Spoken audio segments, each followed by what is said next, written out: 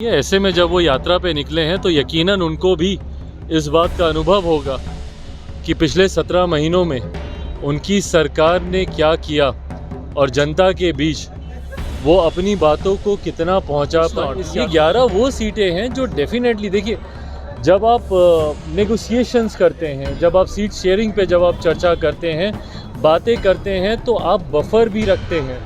ये नहीं तो इसके बदले ये नहीं तो इसके बदले ये। समीकरण के हिसाब से कई ऐसी सीटें हैं जो आपको लगता है आपके जनाधार के हिसाब से, आपके संगठन के हिसाब से, और ये तो अभी 11 की ही बात है, बाकी की भी जितनी सीटें हैं 40 के 40 सीटों पर हम लोगों के लोकसभा हम लोग के चुनाव प्रभारी उन लोकसभा में जाएंगे कि मैं सिर्फ अपनी सीटों पर ही ध्यान दूं और मेरे गठबंधन को, मेरे संगठन का लाभ ही ना मिले तो फ़ायदा क्या गठबंधन में होने का। मैं चाहता हूं कि मुझे हाजीपुर में सेवा का वो मौका मिले। मेरे पिता के जाने के बाद मैंने हर संभव प्रयास किया जहां पे मैं हाजीपुर के लोगों के साथ जुड़ पाऊँ, उनके कुछ काम आ पाऊँ। मुझे तकलीफ़ तब होती है जब वो ऐसी बातें करते हैं और जब वो बातें सार्वजनिक प्लेटफॉर्म्स पे जाती हैं, सोशल मीडिया पे जाती हैं, यूट्यूब पे जाती हैं, आपके डिजिटल प्लेटफॉर्म्स पे जाती हैं, उसके नीचे कमेंट्स पढ़िए। बिहार की जनता किस तरीके से उनको जवाब देती है। भाई, मुझे भी अफसोस होता है क्योंकि मेरे परिवार के वो लोग हैं। अच्छी बात है, निकलना भी चाहिए, जाना भी चाहिए। जनता के बीच किसी भी जनप्रतिनिधि को, किसी भी नेता को ज़्यादा से ज़्यादा जनता के बीच रहना चाहिए। ऐसे में जब वो यात्रा पे निकले हैं तो यकीनन उनको भी इस बात का अनुभव होगा कि पिछले 17 महीनों में उनकी सरकार ने क्या किया और जनता के बीच वो अपनी बातों को कितना पहुंचा पाए। इस यात्रा से उनकी भी समझ में ये बातें आएंगी। पर कहा जा रहा है कि नीतीश कुमार थके हुए मुख्यमंत्री हैं, जो काम नहीं हो रहा था तेजस्वी यादव वो उनसे करवाए। भाई, अब कौन थके हुए थे, कौन नहीं थे, कौन किससे काम करवा पाया, नहीं करवा पाया, ज़्यादा समय नहीं है। चुनाव अब लगभग सर पर ही है। इन तमाम बातों का आकलन इन चुनाव में हो जाएगा। जनता से बड़ा तो और कोई नहीं है इन बातों का फैसला लेने के लिए। तो जब हम लोग चुनाव की दहलीज पर हैं तो कौन थके हुए हैं, किसने कार्य किया, किसने कार्य नहीं किया, 17 साल में क्या हुआ, 17 महीने में क्या हुआ, 35 सालों में क्या हुआ, क्या नहीं हुआ, इन तमाम बातों का आकलन जनता के द्वारा इसकी समीक्षा की जाएगी और परिणाम भी जल्द सामने आ ही जाएंगे।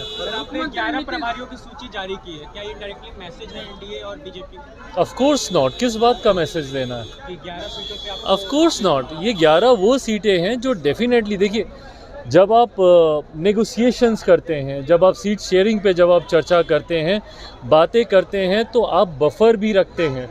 ये नहीं तो इसके बदले ये नहीं तो इसके बदले ये। समीकरण के हिसाब से कई ऐसी सीटें हैं जो आपको लगता है आपके जनाधार के हिसाब से, आपके संगठन के हिसाब से, जो आपको लगता है कि समीकरण जिसमें आप चुनाव लड़ रहे हैं उसमें वो सीटें आपके खाते में आ सकती हैं, या जो सीटें हैं अगर अदला बदली होती है तो कौन सी आ सकती हैं। और ये तो अभी 11 की ही बात है, बाकी की भी जितनी सीटें हैं 40 के 40 सीटों पर हम लोगों के लोकसभा हम लोग के चुनाव प्रभारी उन लोकसभा में जाएंगे। और मैं बार बार इस बात को कहता हूँ कि मैं सिर्फ अपनी सीटों पर ही ध्यान दूं और मेरे गठबंधन को, मेरे संगठन का लाभ ही ना मिले तो फ़ायदा क्या गठबंधन में होने का। अगर आज की तारीख में अगर मैं एनडीए गठबंधन में हूँ, भाजपा के संगठन का मुझे लाभ ही नहीं मिले तो मेरा उस गठबंधन में होने का क्या फ़ायदा। उसी तरीके से जिस गठबंधन का हिस्सा हम लोग हैं, हमारे सहयोगी को भी उसका उतना ही लाभ मिले, उस सोच के साथ हर ज़िले में, हर लोकसभा में हमारा संगठन मजबूत हो, उस सोच के साथ ये जिम्मेदारी पार्टी के वरिष्ठ पदाधिकारियों को दी गई है। आने वाले दिनों में और सूची भी आप देखेंगे जिसमें बाकी की जितनी बची हुई लोकसभा हैं उसका भी जिक्र किया जाएगा। आप और आरएलजेपी दोनों एनडीए के जो है सदस्य हैं, लेकिन आरएलजेपी की तरफ से बार बार आपको लेकर के बयान आता है कि आप एनडीए में नहीं हैं। सर, बीजेपी भी इस बयान को सुन रही है और कुछ बोल नहीं रही है। भाई, कोई फ़र्क नहीं पड़ता इस बात से कौन एनडीए में है कौन नहीं है। इसका सर्टिफिकेट तो किसी से नहीं चाहिए ना।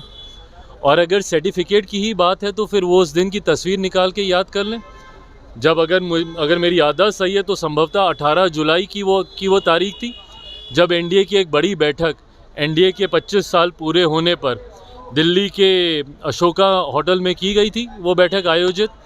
उस बैठक में जिस तरीके से देश के प्रधानमंत्री जी ने गले लगाकर मेरा उस एनडीए की बैठक में स्वागत किया था, तो फिर वो तस्वीरें क्या थी? या तो वो तस्वीरें गलत थीं या अब जो कहा जा रहा है वो गलत है। हैविंग सेड इट ऑल, हम लोग चुनाव में हैं और चुनाव में मुझे लगता है इस तरीके की टीका टिप्पणी से गठबंधन को ही नुकसान होता है। मैं अपने तमाम सहयोगियों से ये आग्रह करूँगा कि चुनाव का समय है, एकजुट होकर चुनाव लड़ने का लक्ष्य हम लोगों को साधना चाहिए। जनता की बातों को लेकर, जनता के भविष्य को लेकर, मैं बिहार फर्स्ट बिहारी फर्स्ट को लेकर चुनाव में जाऊंगा। ऐसे में मैं चाहता हूं कि बाकी के भी सहयोगी दल एक दूसरे पे टीका टिप्पणी करके गठबंधन के माहौल को ख़राब करने से बहुत बेहतर है बड़ी सोच रखें, बड़ा दिल रखें, उम्र में भी आप बड़े हैं, बड़ी नीयत के साथ गठबंधन के हित में कार्य करने का प्रयास करें, ना कि गठबंधन को नुकसान पहुंचाने नीतीश कुमार के मुख्यमंत्री बनने से क्या चिराग पासवान खुश हैं?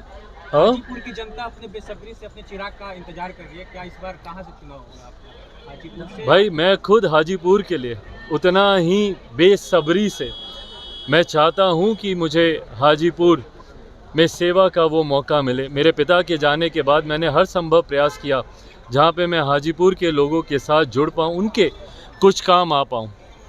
पुनः मैं दोहराता हूं, ये गठबंधन के भीतर लिए जाने वाले फैसले हैं। मैं गठबंधन की मर्यादा को तोड़ूंगा अगर मैं अंदर की कोई भी बात को पहले सार्वजनिक करूं।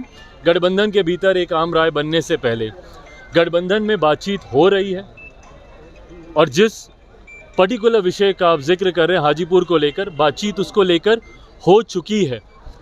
जो दूसरे दावे कर रहे हैं उनकी तो अभी तक बातचीत नहीं हुई, उनको तो संभवतः मिलने का समय भी नहीं दिया जा रहा। तो ऐसे में कौन वहाँ से चुनाव लड़ता है?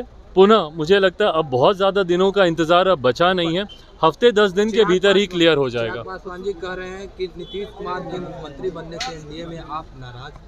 हाँ, आप नाराज हैं नीतीश कुमार के 9वीं बार मुख्यमंत्री बनने से? भाई मुझे क्या फ़र्क पड़ता है, वो तो एनडीए में थे पिछली बार, तब भी मुख्यमंत्री थे। महागठबंधन में उन्हीं का ही फैसला था जाने का, वो तब भी मुख्यमंत्री थे। देखिए, मैं बिहार फर्स्ट बिहारी फर्स्ट की सोच के साथ मैं आगे बढ़ रहा हूँ। मेरा विश्वास मेरे प्रधानमंत्री आदरणीय नरेंद्र मोदी जी पर है। उनकी सोच को एक लंबे समय के बाद बिहार को आज ये सौभाग्य मिला है कि डबल इंजन की सरकार हम लोग को यहाँ पे मिली है। डबल इंजन की सरकार के तहत प्रधानमंत्री जी की सोच को, उनके विकास की नीतियों को धरातल पर उतारने का मौका हम लोग को मिला है। ये एक सुनहरा अवसर है जिसका कम समय में ज़्यादा से ज़्यादा लाभ हम लोग को उठाना चाहिए। मैं पुनः उन लोगों से आग्रह करूँगा कि गठबंधन की मर्यादा को समझें, व्यक्तिगत द्वेषों को, व्यक्तिगत मतभेदों को, गठबंधन को इसका नुकसान पहुंचे ऐसा कोई कार्य किसी भी गठबंधन के सहयोगी को नहीं करना चाहिए। और जिस दल के द्वारा और जिन नेताओं के द्वारा ये बातें कही जा रही उनसे मेरा रिश्ता भी है, वो मेरे रिश्ते में मेरे आदरणीय हैं।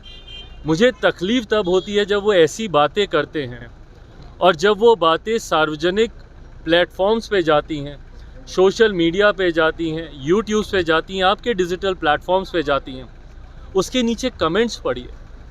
बिहार की जनता किस तरीके से उनको जवाब देती है।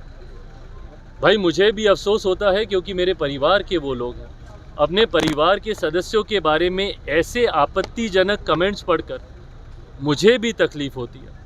मैं चाहूँगा कि वो भी इस बात का ध्यान दें, जनता की भावना को वो समझें। जब वो एक उंगली मुझ पर उठाते हैं, आरोप मुझ पर लगाते हैं, तो जनता जिस तरीके से उनको जवाब देती है कमेंट्स में, वो पढ़ें, जनता की भावना का सम्मान करें, गठबंधन की मर्यादा का ध्यान रखें।